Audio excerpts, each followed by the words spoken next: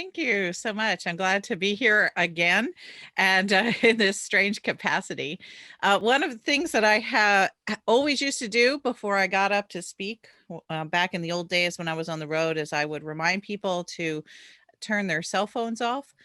If you haven't already done it, go look in the lower left hand of your Zoom screen and make sure your sound is muted. Sometimes people forget to mute themselves, and we get to hear their dogs and their kids and airplanes flying over and all kinds of other exciting things. Um,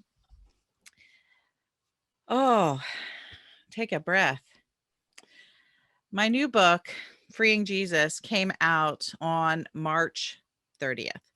So that means I have had a month-long journey with this book already. And one of the best things about writing books is you write them in isolation. And my publisher is actually very strict with me since I'm an extrovert, and they won't let me put too much out before a book comes into print, because they know that I will just talk about it endlessly and everyone will feel like they've read the book in advance. And so they actually make me hold back what I have written. So now that it has been out for a month, I've begun to sort of just breathe these stories into the world and share them with friends, and to hear how people are responding and what the sort of the interesting points are that seem to be in our communities about this particular subject. So I want to share a bit about the sort of the structures and the theme of the book, and then open it up for a lot of questions and engagement today. The strangest thing about Freeing Jesus is that it was a very unintentional book, a very unintentional book for me to write. It was a book that I was thinking about writing a book that was a bit of a sort of guide, a field guide to theology, for people who had left church or people who were thinking about leaving church, that they're struggling with being in church, and to help folks get an overview of how you can take theology out into the world. Well, in the summer of 2019, I sat down to begin writing that book, and I thought, where am I going to start? Theology is a pretty big subject. I'm going to start by writing about Jesus, because that seemed like the best entry point into creating a handbook of theology. And lo and behold, I wrote 70 or 80 pages just about Jesus. And so that meant that I had not on my heart writing about theology in general, but that I think I was writing a book about Jesus. And that wasn't really what I had thought I was going to do. So I called up my publisher and I said, oh my gosh, I think I'm writing a book about Jesus. And they said, well, you were going to write about theology. And we had a bit of an argument going back and forth about what I should write on. And then we just sort of landed on this project. Go ahead, write about Jesus and see what comes up. My hesitancies about writing for Jesus were multitude. One is, though you can't see it here, you can see some of my nice bookshelves behind me, but over in that corner right there, there's an entire bookshelf that has nothing but Jesus books on it. And, that's only a small selection of the books that you would get if you went to a library or to a bookstore. And you can see, Jesus is probably the most written figure in all of world history. And I thought to myself, what in the world can I possibly add to this, even though I have these 70 or 80 pages on my computer? And I realized that there were two things that I had to say that were unique and I think very important. One is that despite all those books over there in that corner that are on Jesus, the more popular of those books that you could go into Barnes and Noble or any other bookstore and buy, those books have almost all been written by men. And when I looked at the shelf, that kind of surprised me. So I did some more research, and it is true that in the last 30 years, most books about Jesus that people might read in congregations or book groups or with their friends have been written by men. Those that have been written by women are largely written by evangelical women, not liberal Protestant women like myself. And there is a handful of books, a nice body of books written by more liberal Protestant women. But those books are mostly technical and academic books. So we have an incredible amount of really fine women who are New Testament scholars now, or scholars of early Christianity, and they've written about Jesus. But those aren't really books, for the most part, that you would read, say, in a church reading group. And so I was sort of surprised by that literally in the last 3 decades at least, there have been no popularly known books written by liberal Protestant women about Jesus. My friend Amy Jill Levine, who teaches New Testament at Vanderbilt, just retiring this year, she's written some more popular books on Jesus, and she's Jewish. And her books are wonderful and they are very informative, but her stance is different than mine. So that was surprising, and it felt like a calling, frankly. I was kind of angry when I realized that this field had been left open to women, and very few have walked through this door.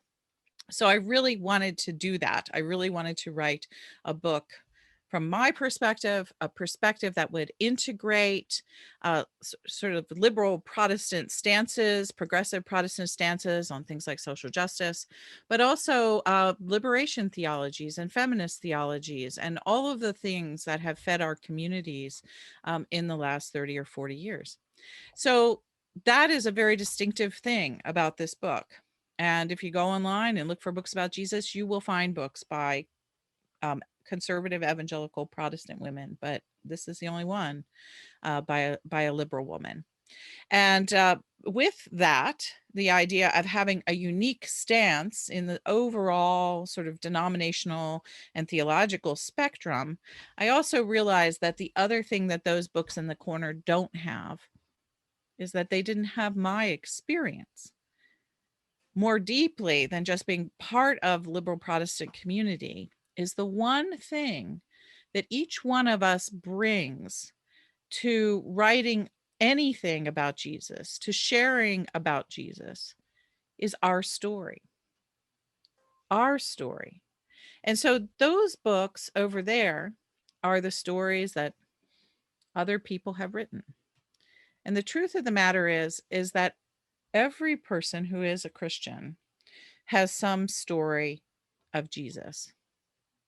And that's what the frame of this book is. I not only decided to walk into space that it seems as if liberal Protestants have been a little afraid of, writing about Jesus in the public sphere, but I also wanted to walk into a space that is distinctly and uniquely shaped by memoir. And at the end of the book, I explain that after I've taken readers through the narrative. And what I have in Freeing Jesus is what I call memoir theology. Notice I didn't say theological memoir. And the reason for that is quite simple. If I said theological memoir, it would be primarily a book about me. And frankly, I'm really glad that, you all have come to hear me today. But the truth of the matter is that I'm not entirely convinced I'm all that interesting as an individual woman. I feel like I was just born in the middle part of the 20th century. I've lived and I've, struggled with stuff, but, I haven't been a politician. I'm not an artist. It's like I'm not a famous person in any of those ways. And so, but a theological memoir is really directed upon the author. The emphasis falls on the writer's life. And I wanted to turn that around. I wanted to argue instead, it's not just my story that's been shaped by a theology of Jesus. And when, of course, we talk about a theology that involves Jesus, the technical term for that is Christology. But instead, I wanted to show how, out of my life, and by implication, out of all of our lives, each one of our memoirs, we are actually theologians, that we can take our own lives as a text, and from the text of our lives, move over, and then in effect, we are writing theology. One of the richest parts of Protestant tradition that I just love is the idea of the priesthood of all believers, that every single person is indeed a priest. And basically, this book expands on that idea and argues that not only is there a sort of a priesthood of all believers, but there's a sort of a theological vocation of all believers, that theology is not just for those people who are writing it in ivory towers. And it's not just for the 24 or so approved names in church history who have written all of the big books on these subjects. But instead, as we go through our lives, we are writing a life of Jesus. And the reason I wanted to do that at this point in history is when we are talking about how we want to widen the table, introduce more voices, create far more diverse communities, do activist work in social movements like Black Lives Matter, or the inclusion of Asian American Pacific Islander peoples, the real deep including work that still has to go on about LGBT folks in institutions and within the structures of Christianity.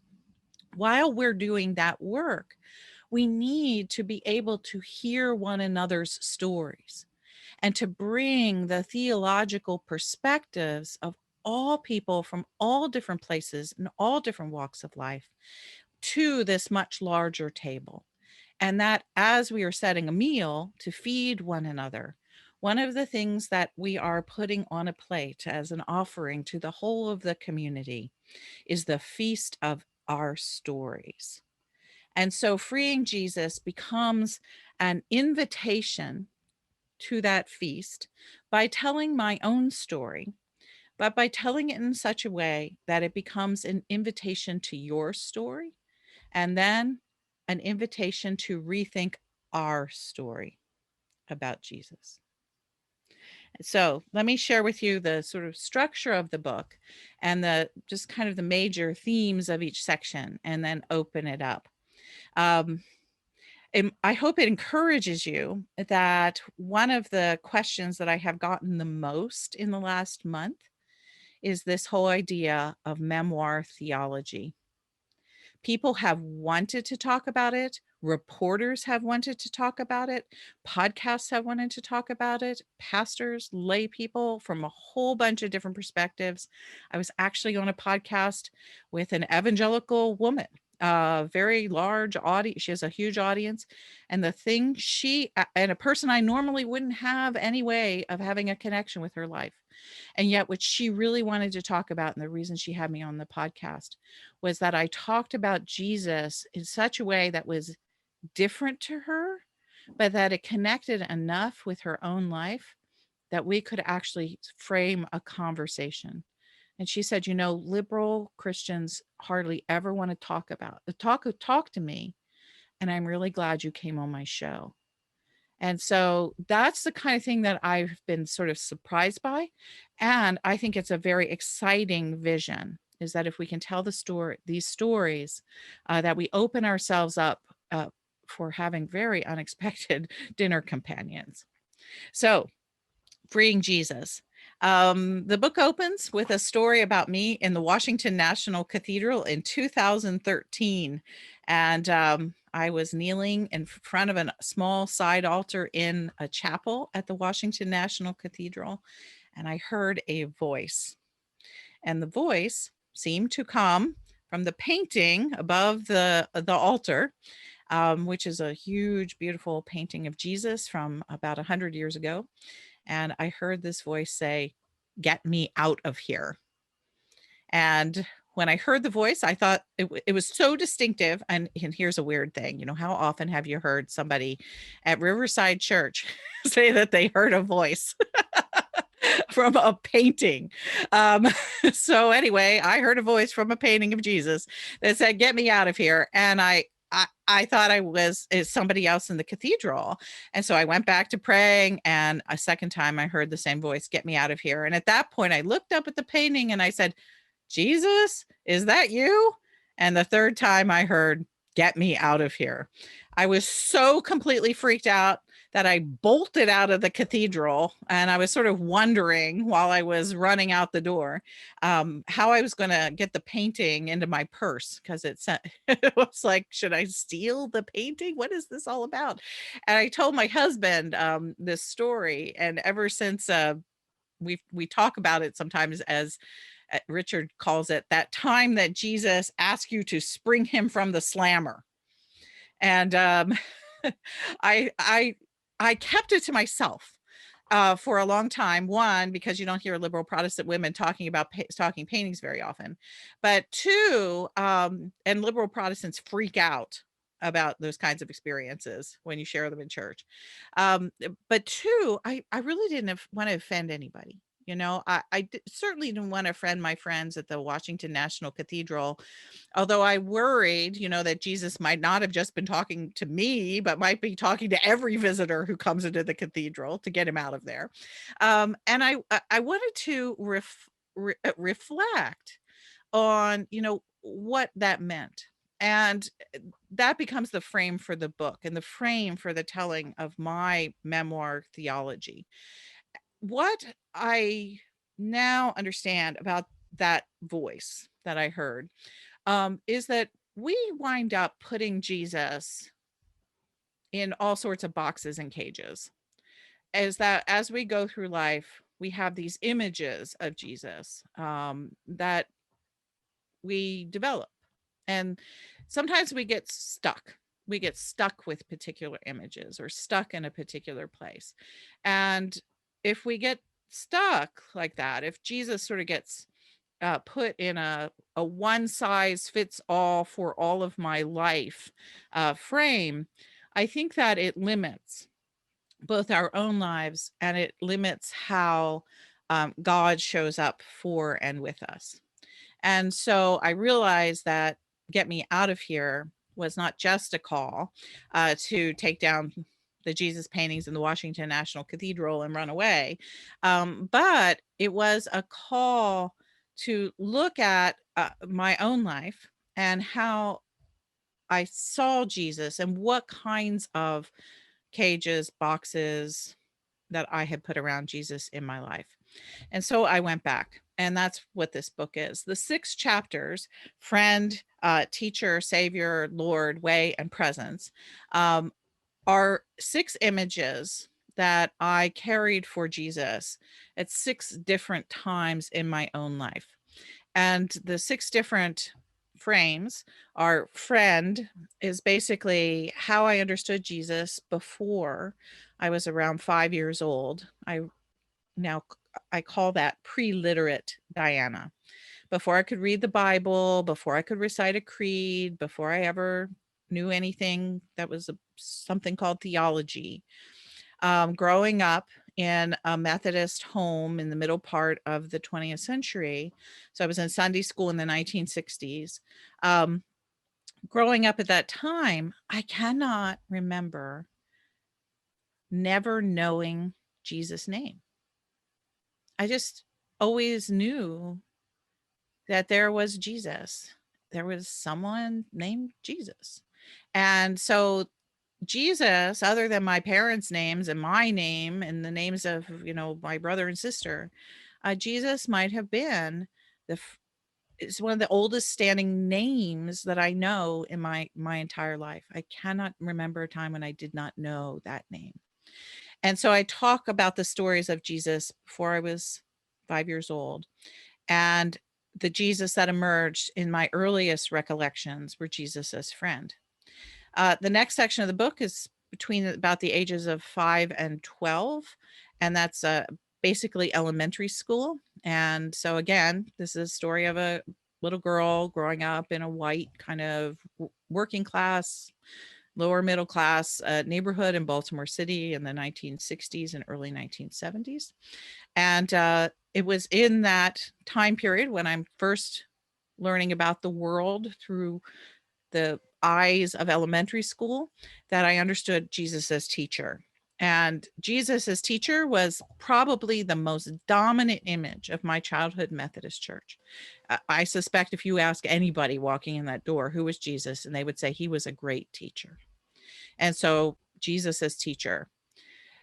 The book shifts action after chapter 2, and chapters 3 and 4 make up a kind of a pair. And the pairing shifts. The reason why there's a big shift between chapters 2 and 3 is that in 1972, my parents moved from Baltimore, Maryland to Scottsdale, Arizona. And it was in Scottsdale that they first decided, oh, we're just going to go to the Methodist church again. And so they literally went from what was familiar to them in their world to the same denomination in Arizona. And it was there that they had me and my younger brother confirmed. My youngest sister was too young to be confirmed. And right after my confirmation, my parents stopped going to church. They just sort of decided that it wasn't really for them anymore. They would return later in their lives, but when I was 14 years old, that was it for them. They went on other kinds of journeys. And so that meant that I and my younger brother, who also had some religious kind of theological interests, we were sort of left to fend for ourselves. And in Arizona, boy, it was a different place. And I ran into I had all kinds of friends from all kinds of different religions, which was not the case when I was a little girl in Baltimore City. I knew two kinds of people in Baltimore City, and that were German Catholics and German Methodists. And that was it. We had one relative who was a Lutheran still. And then there were my distant relatives who were Pentecostal, and all my other family, all they ever did was insult them. And so that was the world, the religious world I knew as a little girl. And then as a teenager, I moved to Arizona, and my gosh, there are Jews there. We lived 1.5 blocks away from the Pima Indian community in Arizona. And so I knew people from what we then called back in those days the reservation, and they had an entirely different whole structure of God and the world and religion and ritual. And it was like, oh my gosh, I never even knew such a thing exists. There were Mormons, there were plenty of Catholics still, there were all kinds of Protestants, there were people who of every religion you can imagine in Arizona. And so I fell in with a group of friends from a place called Scottsdale Bible Church. And that was a very smallish church in 1974 when I first went there. And it had maybe 250 members. And the reason I say smallish, see, that's actually a fairly robust size mainline church now. But back then, that was just kind of a church. And now it has 25,000 members. So that's why I think of it as a small church at the time, because it was kind of just an intimate community. And now it's one of these giant mega churches, and it has huge, huge influence in the state of Arizona. But that's where I went. And it was there I encountered Jesus as Savior. And I write about that in the chapter about Savior. And that chapter really covers the years of high school for me. The next chapter takes me from that church to an evangelical college in Santa Barbara, California. And there, the image of Jesus that emerges most strongly is the idea of Jesus as Lord. And it was the late 1970s, and I graduated from college in 1981. So you might notice, if you know something about American religious history, my college years bridged the arc from a kind of evangelicalism that was wrapped up in, say, the election of Jimmy Carter, which was a really kind of open, sojourners, kind of what we would now call progressive evangelicalism. That was the kind that I ran into in the first part of my college experience. And then evangelicalism began to move in a different direction.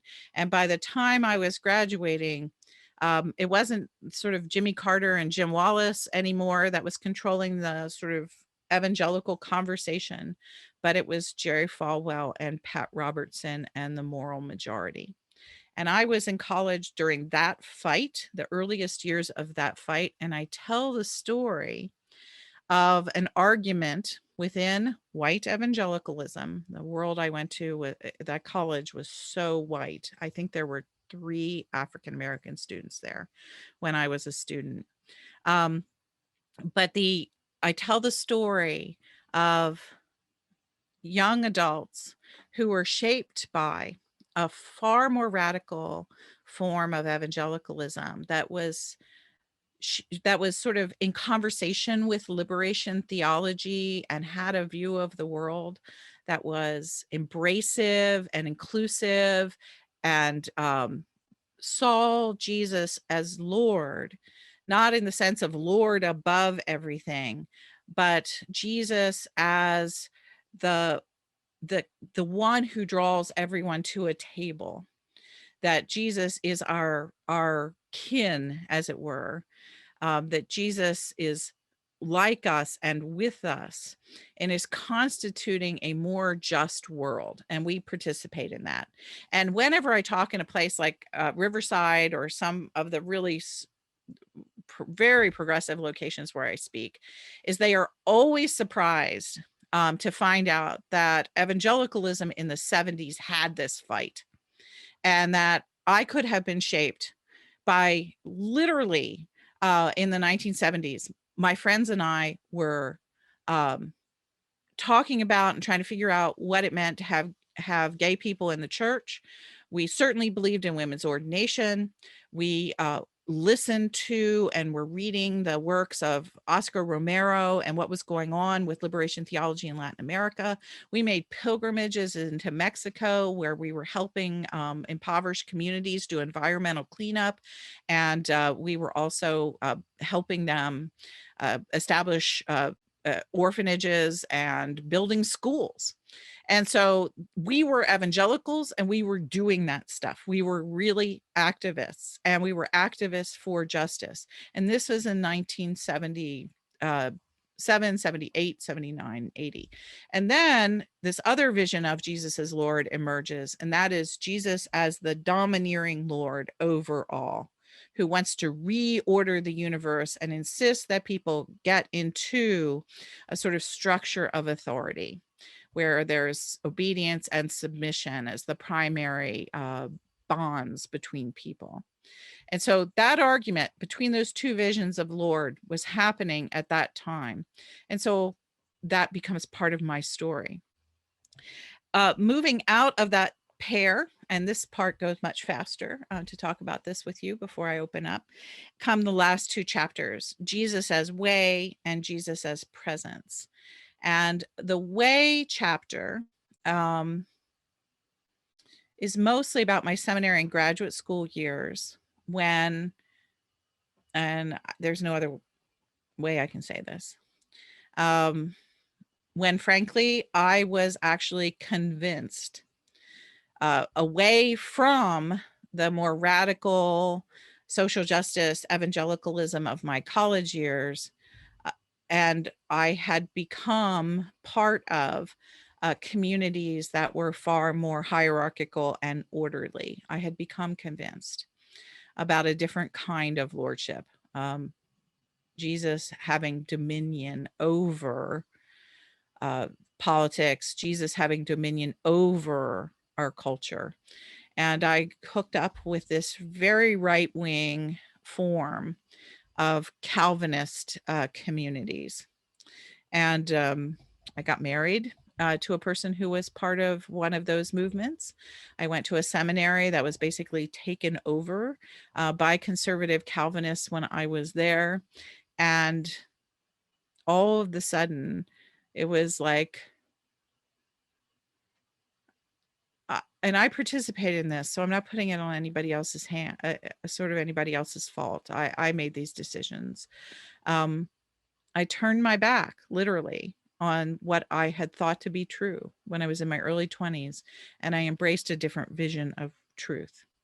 And that took me down a pathway toward a Jesus that was judgmental, a Jesus that was not inclusive, and a Jesus that ruled over a sort of a kingdom, and the language was definitely male.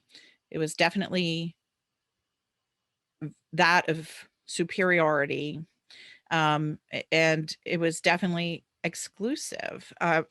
Jesus reigned over a kingdom of the elect, and that everyone else had to submit to that Jesus, whether or not they believed in that Jesus or whether or not they were even among the elect.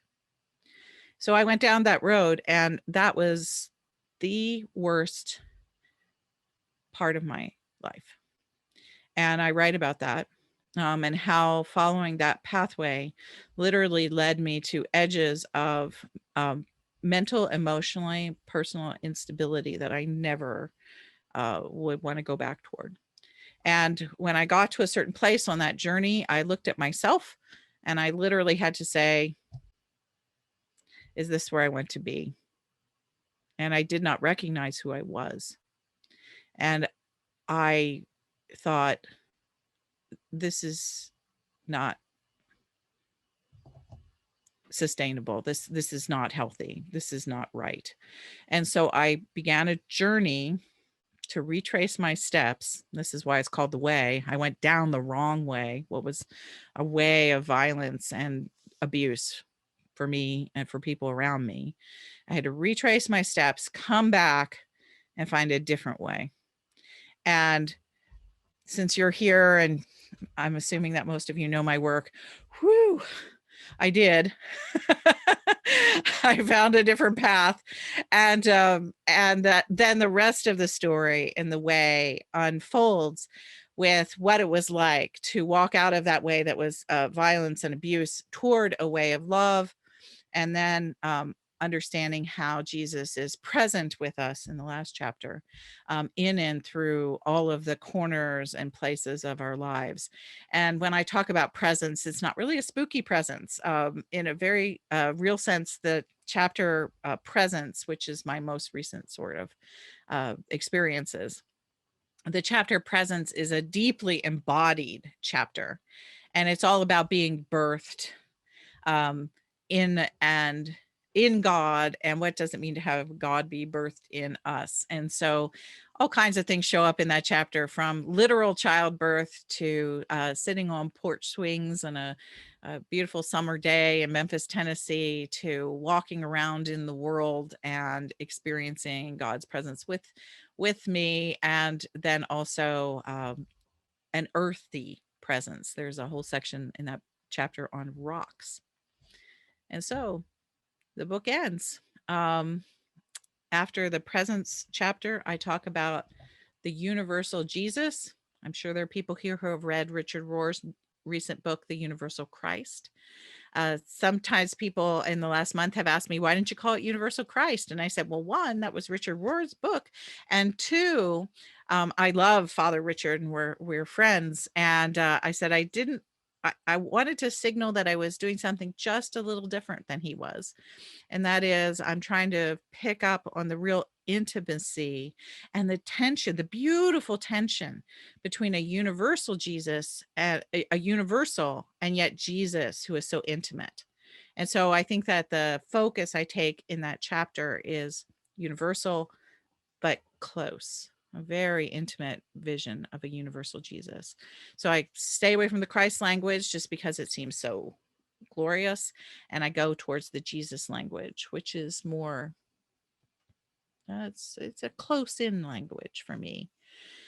And in that last chapter, um, the final book of the final story in the book is me sitting on a stage in 2015 at the World's Parliament of Religions, and where I'm one of 20 women who are supposed to give a mini keynote address to the Women's Assembly of the World's Parliament in advance of the main parliament taking place in Salt Lake City.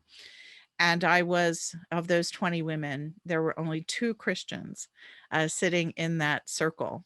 It was me, and because we were in Salt Lake City, the other representative of the Christian tradition was a Mormon woman. And I can remember this day. I'm sure I will carry it my entire life, just like it was yesterday. I was sitting between a woman who was a Wiccan priestess. She was on one side, and on the other side was Deepak Chopra's daughter.